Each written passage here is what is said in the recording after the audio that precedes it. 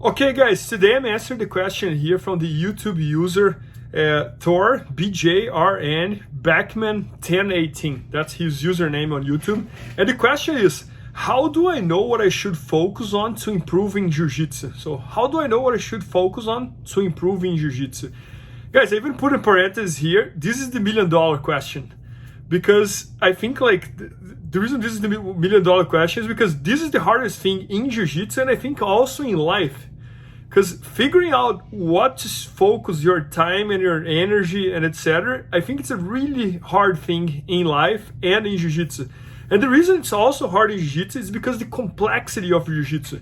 Because Jiu-Jitsu, you literally have like the bottom game, which includes like guard, retention, escapes.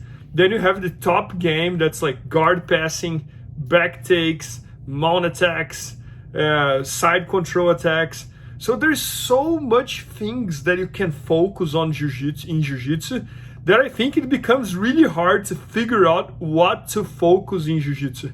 But guys, in my opinion, this is the time to start thinking about building a game plan, almost like a roadmap for your Jiu-Jitsu. Because again, if we talk about guard here, I can go on and on and on with a list here of like spider guard, lasso guard, de la riva guard, butterfly guard, close guard, 50-50 guard, reverse de la riva guard. There's hundreds of, maybe not hundreds, but dozens or even hundreds of guards that you can play. So I think like if you don't have a game plan or a roadmap, Jiu-Jitsu can get very, very complex. Bernard, what do you mean with that? Guys, what I mean with that is, in my opinion, if you analyze the very best Jiu-Jitsu athletes in the history, most of them had a game plan. Again, what do you mean with that? What I mean with that is like, if you watch Roger Gracie competing, for example, his game plan was the very basic Jiu-Jitsu, right? Was the fundamentals. He would either take someone down or pull close guard and sweep from close guard, or pass the guard with pressure, get the side control, get the mount, cross collar choke. So he had a roadmap.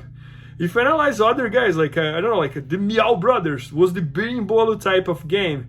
Cobrinha, Spider Guard, Gordon Ryan, even Gordon, it's a little bit of an exception for me because he has so many like games, like he can play the knee shoots, he can play the guard, he can play the guard passing, loose pass, the palm on one, the body lock one. So Gordon is kind of an exception because he has so much knowledge.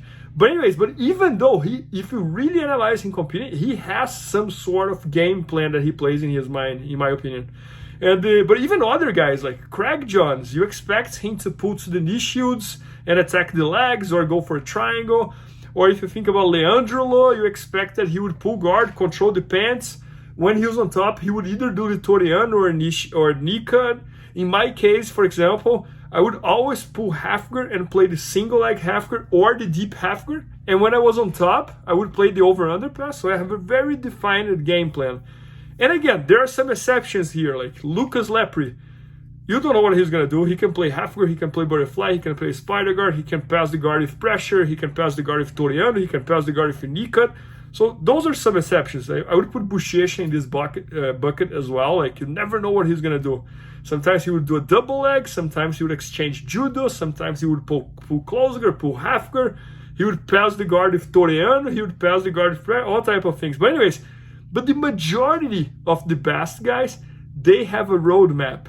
You know, like even like the Men's Brothers, he would play the De La Riva or berimbolo, leg drag, you know, like, and the list goes on and on and on. Like Shanji, he would play the diamond type of guard, and then and he would pass the guard with some sort of pressure as well. So anyways, I believe that when you were thinking about this, where should I focus on to improve my Jiu-Jitsu? That might be the time to build this roadmap, build this game plan. But then I think the next question becomes, how do I build this game plan? My suggestion for you, and I'm gonna do some experience sharing here as well, but my suggestion for you is like, try to figure out what do you feel you have talent for. So for example, in my case, I started playing close guard. Close guard was kind of working. I was white belt, dash, about to get the yellow belt, and my game was pull everybody to the close guard. But then everybody knew they would pull close guard, so close guard was not working anymore. So I tried spider guard, but I didn't feel I was flexible enough and was not really my thing. I tried lasso guard, but I was getting my guard passed all the time to the opposite side of the lasso, so didn't work as well. And then all of a sudden I found the half guard, and to me that was very obvious. As soon as I found the half guard, I was like, man, this is my game, because it's very easy to pull. All I have to do is lock one of my opponent's legs and I'm having him half guard, and then I can develop things from there. So it's almost like a click, you know, like you're gonna play something and it's like, oh, this works for me, this doesn't work for me. So my suggestion is like, try to play with all type of guards, all type of guard passings, all type of submissions, and try to be aware of which one is gonna kind of click for you, you know, like it's almost like, huh, this works for me, I think this fits on my game. And then also find those moves, be open-minded to learn everything, but when it's time to do sparrings, try to focus on them, you know, like in the sparrings, try to work on them. In the class, in the drilling and this and that, be open-minded to learn everything, because I truly believe that it's very important to learn everything in Jiu-Jitsu as well, because you never know like where you're gonna fall. Like maybe someone is gonna attack you with this move that you drill in the class, so now you know what's going on. But anyways, pick those moves that click on your mind and work on them. At least in the sparrings, try to focus on them as much as you can. And then I made another note here. So sometimes I think it's worth as well like to change the plan a little bit, and I'm gonna explain why. So for example, going back to my story, started with close guard, I went to half guard and was the single leg half guard. That was my blue belt time, kind of.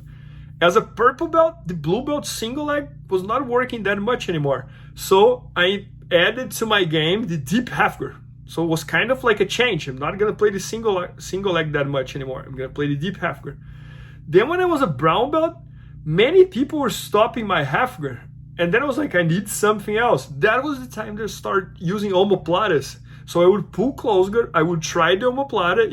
If someone defends the omoplata, then from the close guard, I would transition to the half guard. So I kind of changed the game a little bit.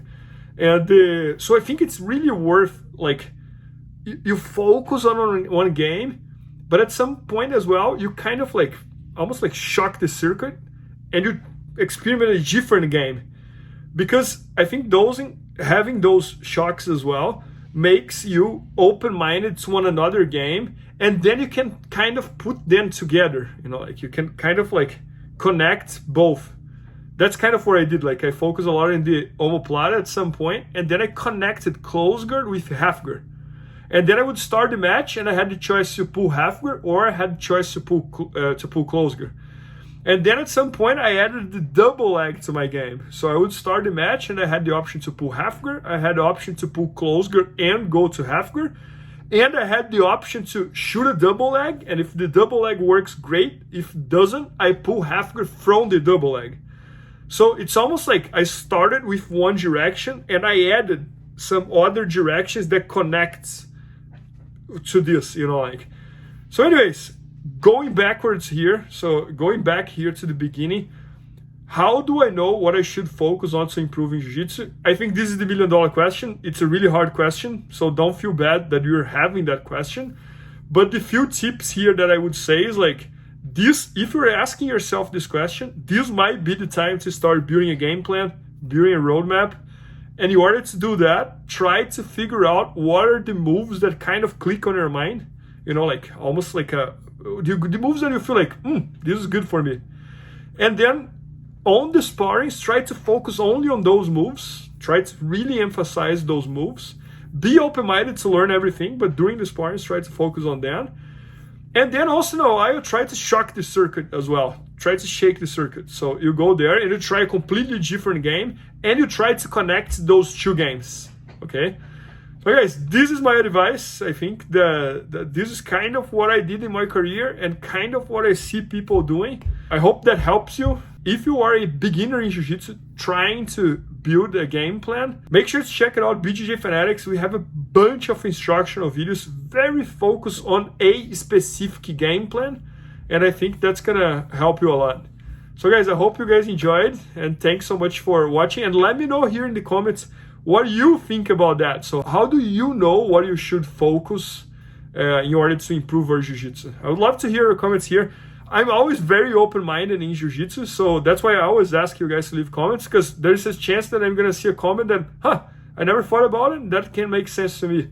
So anyways, I appreciate you guys, and I hope that helps. Thank you.